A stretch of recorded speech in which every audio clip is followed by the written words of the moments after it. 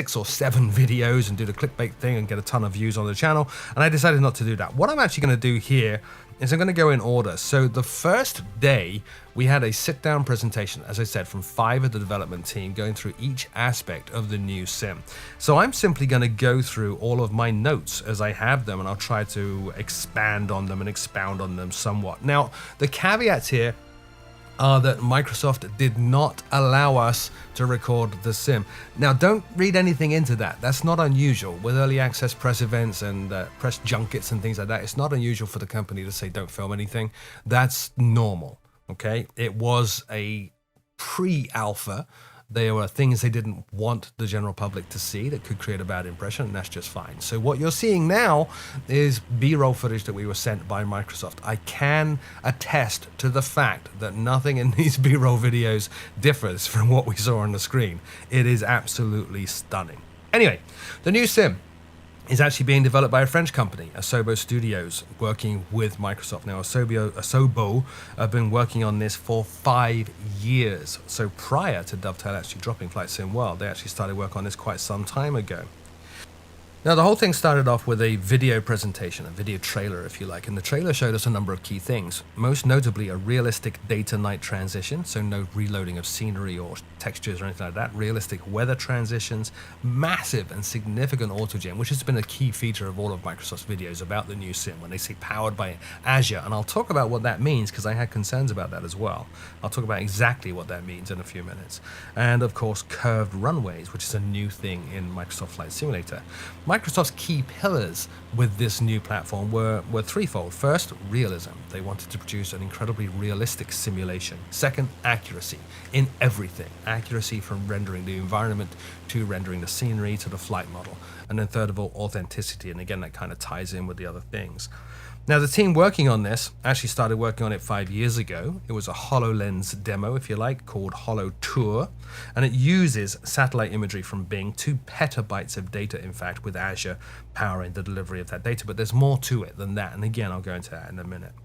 Now, our first presentation was from Lionel Fuentes, I hope I pronounced that right, which is the lead engine programmer. And he talked about how they adapted Asobo's existing procedural world engine called Fuel to handle planet scale stuff that we would need in Microsoft Flight Simulator. Now, as I said, the scenery is actually probably the most eye-catching part of the new sim. It is powered by Bing Maps. It covers 40,000 airports, more than 400 cities around the world. And what they did was, this is where the whole Azure thing comes in. They took the Bing Maps data and then they built an Azure AI layer on top of that. And that Azure AI layer looks at the satellite imagery from Bing and then extrapolates 3D models. So what you're seeing is absolutely jaw-dropping. You're seeing 3D models of the stuff that you would normally see in satellite imagery. And the key takeaway of that is that, as in their words, and I quote, VFR is now possible everywhere. The entire development team at Asobo who are working on the new sim actually took flying lessons, and it was key to them that they would be able to do VFR everywhere, and they can. And I kind of want to get ahead and talk about my experience flying the sim, but I'm going to hold that to the end, and we'll get into that. But all of us at the event had our jaws on the floor when we first started flying this, and I'll explain why shortly. So the autogen, that is being used to develop localized scenery with accurate colors and stuff, and it's augmenting what Bing Maps already provides. So in terms of the Azure AI stuff, they used machine learning to generate 1.5 trillion trees. They use machine learning to generate missing buildings, to improve building generation and make it as accurate as it could possibly be, and also to feed back and improve the quality of Bing. Now, obviously, with all this stuff being delivered over Azure AI and a network connection, my obvious questions, and I didn't go easy on Microsoft, incidentally, in the Q&A section, but my obvious questions were the connectivity requirements. Now, this is where my jaw first hit the floor. Their connectivity requirements are actually pretty good. They use an adaptive bandwidth system. So there are actually 3 types of scenery in Microsoft Flight Simulator. There's fully cached, there's live, and then there's offline. So you can actually fly this offline. If you're online, then you're going to get the full set of data that you would want to see. So all the autogen stuff correctly and the satellite imagery correctly. Then you can cache it. You can actually customize within the sim how much cache you use to download an area and then cache that area. If you're flying offline, though, you can use that cache region stuff, but you can also use sort of non-cache stuff, and it will kind of generate stuff that doesn't look as good, but you can fly this sim offline. Ultimately, though, what we're talking about throughout the whole thing is procedural generation of that scenery. So the dirt, the grass, the asphalt, water, lights, building details, all that kind of stuff is being procedurally generated courtesy of the experience that Asobo have with their previous products. We then moved on to talk about the sky, and we had a presentation from Asobo's creative director, David, talking about the sky and all the environmental stuff that's going on. They completely rebuilt the sky renderer in this sim from the ground up, producing a brand new atmospheric simulation. Now this is going to get a little bit deep and nerdy, but it's very cool. They are simulating in their atmospheric sim accurate humidity and pollution, and how that colors and hazes the scenery as well as the sky and everything you're seeing. They actually have accurate within the atmospheric sim as well. Sun, the moon, city lights. They actually also have a layered atmosphere with different priorities and different particle effects in each.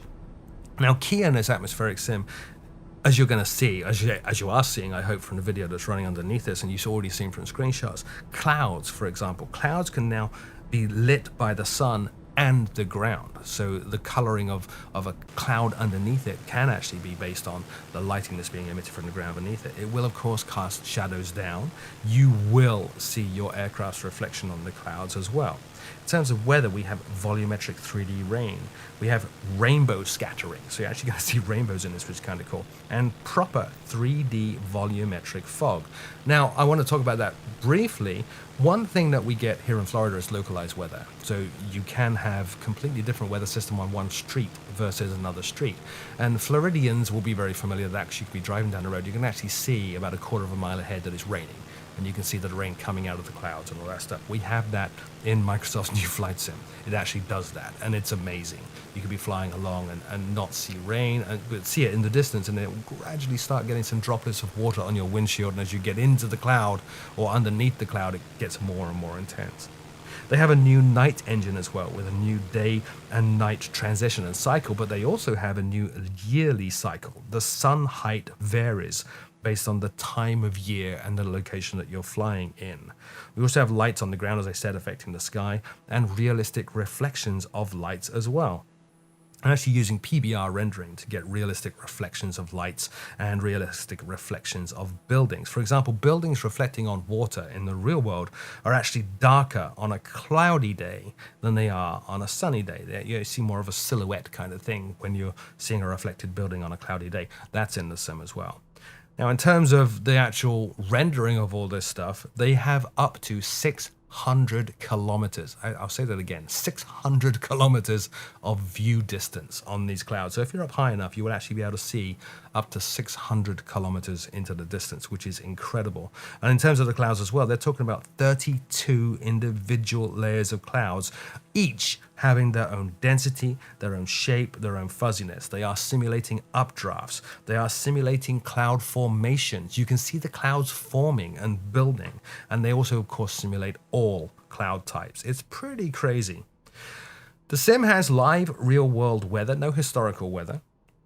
And with the real-world weather, they're actually simulating 60 layers of real-time cloud data and 20 layers of other weather. Now, I mentioned updrafts a little bit earlier. They do also have native support for wind shear, jet streams. They do actually simulate in this atmospheric engine how wind moves and how the atmosphere changes. So if you're flying next to a mountain, for example, you will get a proper, accurate rendition of wind currents based on the mountain's shape and the current weather conditions. It's crazy. Next up, we had Asobo's CEO, Sebastian, co-founder of the studio, come on, and he was talking about aerodynamics, which is one of the areas I'm most concerned about or most interested in. They have improved the core physics engine completely, and they have a brand new aerodynamics sim and a brand new air mass simulation built in, as well as a brand new collision model. That brand new collision model allowing things like sloped runways, proper friction simulation, skidding, and braking of the aircraft as well. They're basically doing more sim steps per second than any Microsoft sim has ever done before, and they have something called adaptive time set for the simulation itself, which basically adapts the simulation of the aircraft to the frame rate. Now, I asked them the question, is this blade element theory, like we have in DCS World and like we have in X-Plane? And their answer was no, but it's also not the standard FSX model. It's kind of something they've come up with on their own, and it's the next generation, I guess, of aerodynamic simulation. Now, incidentally, on that thing, we will talk about the legacy simulation model, so the FSX simulation model. That's still available to them. I'm not sure whether it's going to ship with this, but they included the legacy simulation model so they can compare aircraft performance between old and new. And that's important because what I said in my original video was that there is a claim back clause, or was a claim back clause with the entertainment license, that Microsoft could claim back improvements to the sim. And they did actually do that. But what you're seeing is not Flight Sim World. What Asobo actually got was FSX, heavily modified by Dovetail, of course, and then they had that code to work from and review and update. They threw most of it out, but yeah, they were building on some of the experiences with FSX, but as you can clearly see from the videos, this is nothing like FSX. On that basis, though, it does mean that expansions and add-ons do have some commonality with the old platform. We didn't go into a lot of detail with that, other than to say that there were improvements to the aircraft authoring pipeline, as well as better simulation of things like fuel burn, icing, various load factors on the aircraft as well. In terms of simulating the aircraft themselves, they will simulate up to 1,000 surfaces on an aircraft, and this is why I asked them about blade element theory, because the same thing applies in blade element theory. You take individual surfaces of the aircraft and simulate how those surfaces are performing. They're not doing that, but they do have 1,000 similar surfaces within each aircraft that they can simulate, and it does sound very similar to the way X-Plane and DCS are doing things. In terms of the atmospheric air mass simulation, they have a global 3D fluid simulation. They have volumetric clouds matching the winds. That's important. So you're never seeing, for example, let's say you were in a hurricane. You're not going to see light wispy clouds in a hurricane. The clouds and the weather do respond correctly to the weather, the winds around them. They do simulate storms. They do simulate supercells as well. How that ties into the aerodynamic simulation is that they are accurate now to individual tiny parts of the aircraft being affected by the weather systems the aircraft are flying in. For example, if you were flying and suddenly you have an updraft hit the tip of the right wing, which is something we actually experienced on the day. We did actually go flying around the Seattle area, and I did experience that. We were in the wake trail of another aircraft, and it actually hit the right wing because it was kind of rotating, and the aircraft tipped over, and it was kind of a little bit worrying at the time. That's simulating. So you no longer have, for example, turbulence that will globally affect the entire aircraft. It will start at one part of the aircraft and end at another. It can affect just a part of the aircraft, and that's all simulated as well. Thermals and updrafts as well are also influenced by the ground shape that you're flying over. Next up, we had a presentation from Marshall, the co-founder of the company, and also the lead software engineer. He was talking about cockpits and data and things like that. They now have detailed analog instruments in the cockpits of the aircraft, as well as new simulated data and new lighting in the aircraft. We're talking about better default systems simulations, new glass cockpits in the aircraft, and a new AFCS and FMS for people developing airliners.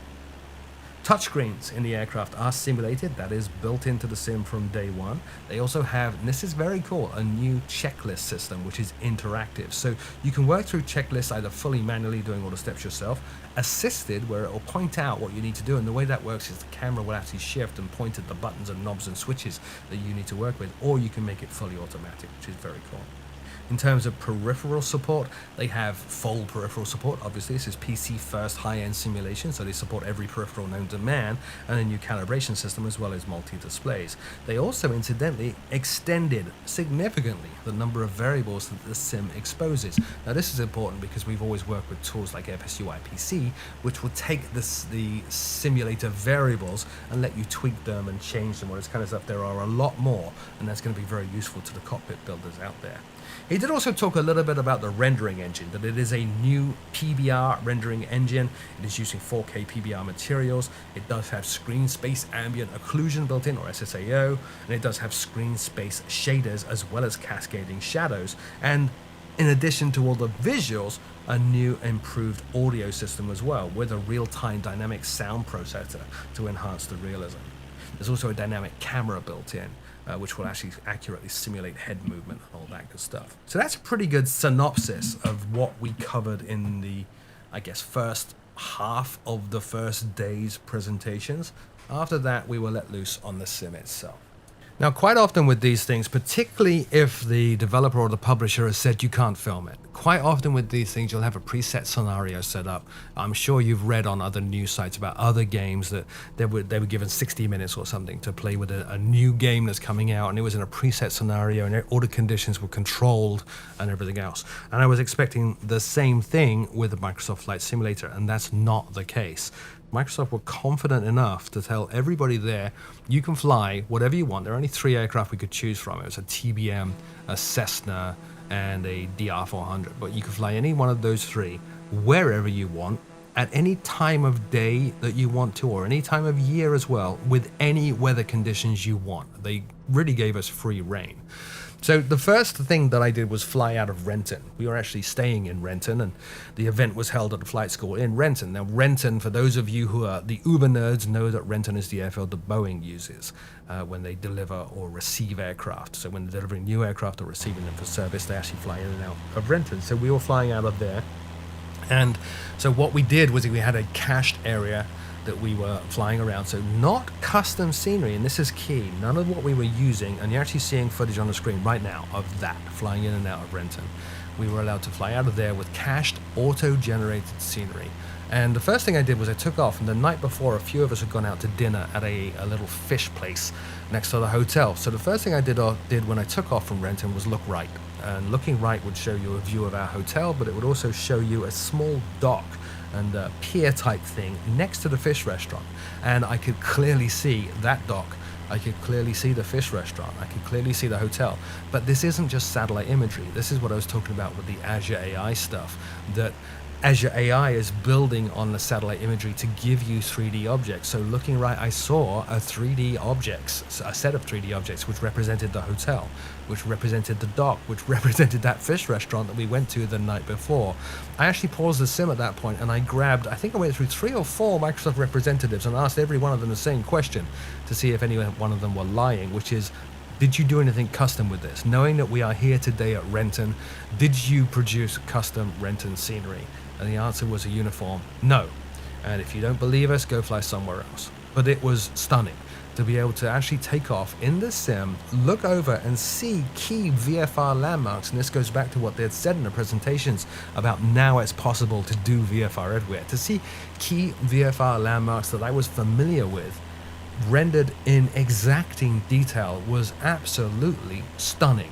Really, really stunning. And of course you have all the other scenery elements as well, like those trees are 3D trees, or the buildings you see are 3D buildings, the vehicles you see moving around the roads are accurate, real 3D vehicles moving around the roads. It was absolutely jaw-dropping. So the next thing I did was I started to mess with the weather system. I thought, let's put some overcast stuff in here, let's put some rain in here. And as I mentioned earlier about the localized weather, I wanted to see rain in the distance, and I saw exactly that. I could see clouds up ahead that were raining, and I could clearly see from the cockpit of my aircraft that they were raining.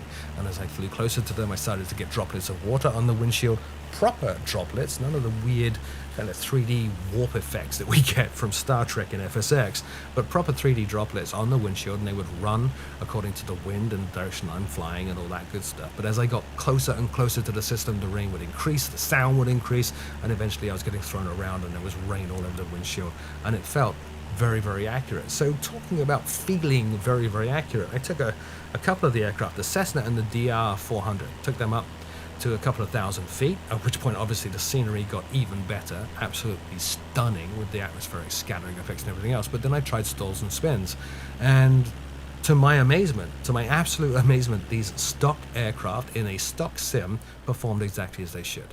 Stalls worked exactly as the way a Cessna stalls, and if I did put the aircraft into a spin, it was behaving exactly like it should. And if I let the spin develop, it was as tricky to recover from the spin as it should be if you allow a spin to develop in those aircraft. Let's talk about atmospheric scattering as well, and haze and pollution and humidity.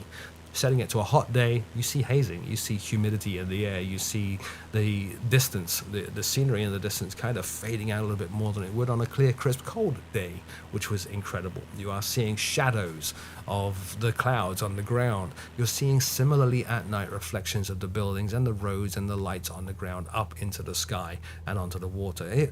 I can't emphasize enough how absolutely incredibly blown away I was with the whole flight experience. So then I took them at their word, and what I did was I repositioned the sim at Sanford, Orlando Sanford, which is close to here. I have flown out of there for real a number of times in GA aircraft, and I thought, oh no, let's try it. So I took off from Sanford, and I'm not exaggerating, I literally followed the roads all the way to my house. And my house is in the sim, rendered in 3D, as are all my neighbors' houses. Everything is 3D. And again, this comes back to the Azure AI-powered 3D extrapolation of satellite data. It's stunning. It's incredible. You can literally go anywhere in the world and see an accurate 3D representation of that part of the world. The kind of stuff that you would normally pay a lot of money to third parties to add into your sim is included for free as stock. It's nuts. There were obviously some parts of the world that were better than others. We were playing, and the videos you're watching are all pre-alpha. They're very, very early stage. So obviously they hadn't got the whole world covered just yet. The sim is not finished just yet. So we did find in some of the less well-developed parts of the world, the scenery was not as accurate as maybe it should be. But by and large, where we were flying in North America, and then I took it down to southern England, everything was exactly as it should be. And it wasn't straight, flat, ortho terrain. It wasn't ortho photos. It didn't have that nasty effect of the closer that you get to the ground, the more washed out and blurry it looks. You get close to the ground, you're going to see 3D accurate buildings, as you can clearly see from some of these videos here. It was stunning. I actually spoke to the product manager at Microsoft about it as well, and he asked me what I thought. And I was brutally honest. I said what I expected to happen at this event was that I would go to the event and I would enjoy Microsoft's hospitality and play with the sim and go flying for a bit. And then I would come home and I would make another video tearing them to shreds about even considering getting back into the simulator space. And that's not happening. I was blown away. I've never seen anything like this, to be honest. This is the next generation of flight simulation. There is nothing out there currently that comes even close to what this sim platform does.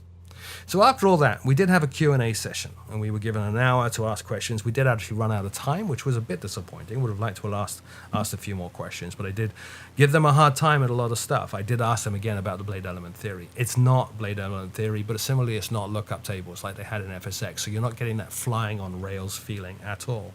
We asked them about VR. They've said no, VR will not be in there at launch. Maybe later on, that it's perhaps a longer term goal. Asked them about pricing. What's this going to cost? They're not prepared to comment on the pricing yet at all, which is understandable. They were asked by somebody else, is this going to be a subscription model? And they weren't prepared to answer that either. Asked them, of course, one of my big concerns, third parties.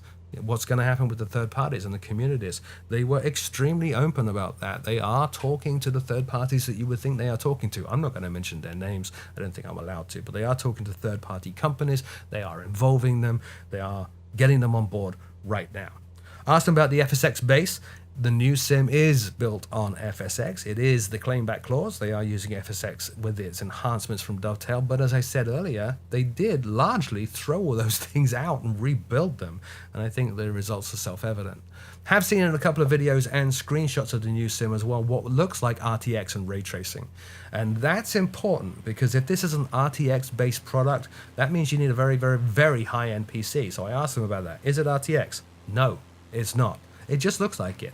So they're not limiting this to just the select few that have a 2080 Ti graphics card in their machine. It will run on lower end hardware just fine. It simulates stuff that looks a lot like ray tracing, but is not ray tracing. At launch, it's going to be DirectX 11, not 12, maybe 12 at some point, but right now, as I said, they've been working on this for 5 years. It's DirectX 11.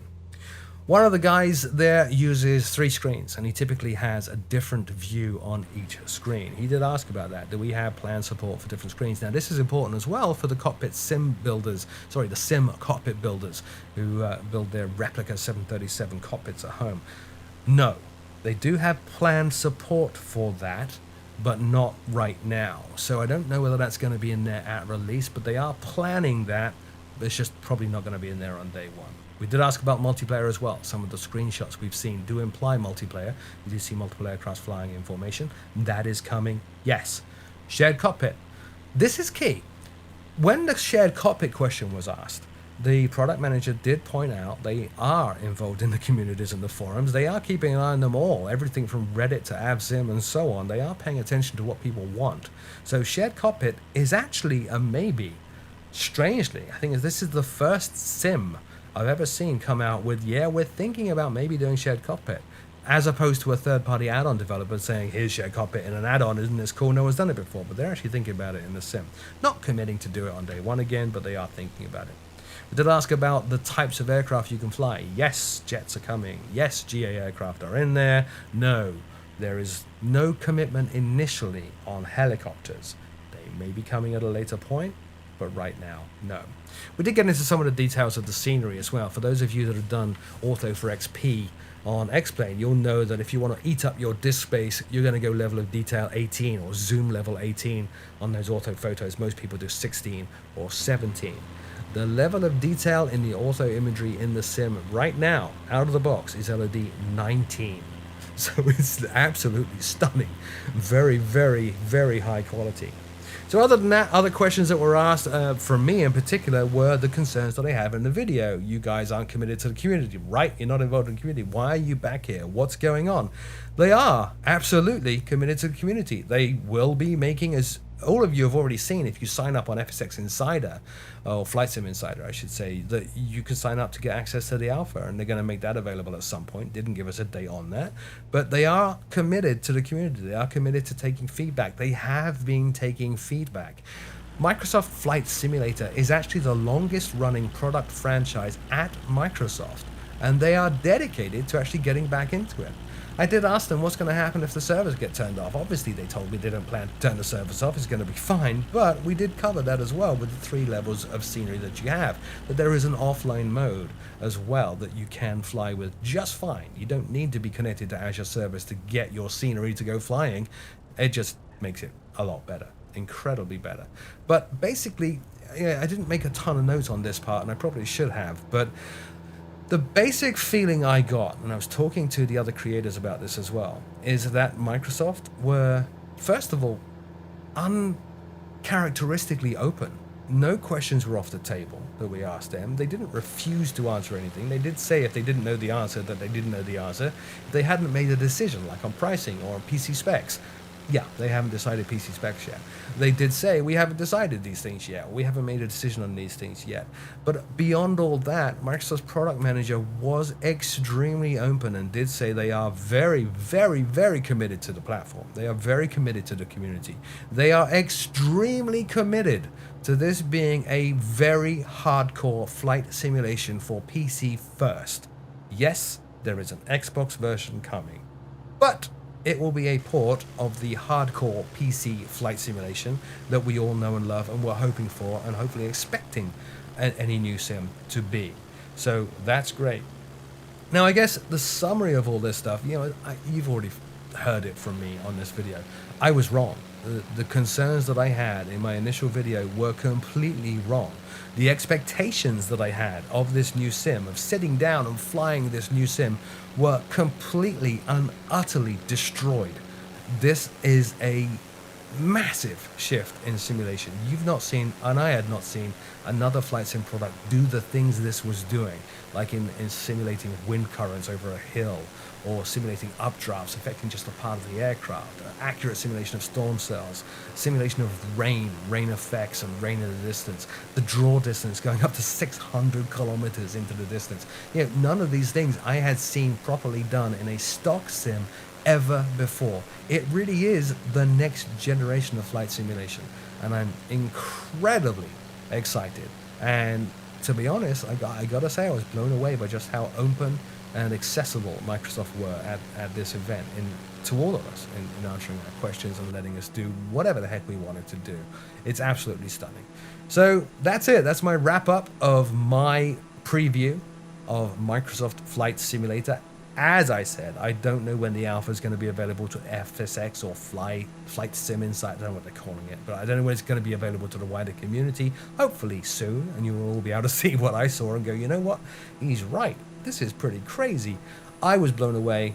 I hope you are too by the videos that you've seen. You've hopefully seen a lot of footage in this video that you've never seen before. Thanks Microsoft for sending that over. It was a shame that I couldn't film it at the time when I was sitting in my little booth flying the sim. There were so many times I wanted to grab a camera or hit the record button and go, guys, look at this, but I actually just really couldn't. Oh, one other thing I did miss out in this summary. They have I mentioned real-time day and night cycle. It's a bit like X-Plane. You can actually pop open a slider and slide the time of day, and the sim will update realistically in real time as you move that slider, kind of like pressing Shift K and Shift L in X-Plane 11. It's crazy. Anyway, that's it for me. Leave me a comment in the comment section below. Let me know what you think. My name is Frugal, and I will see you all very soon.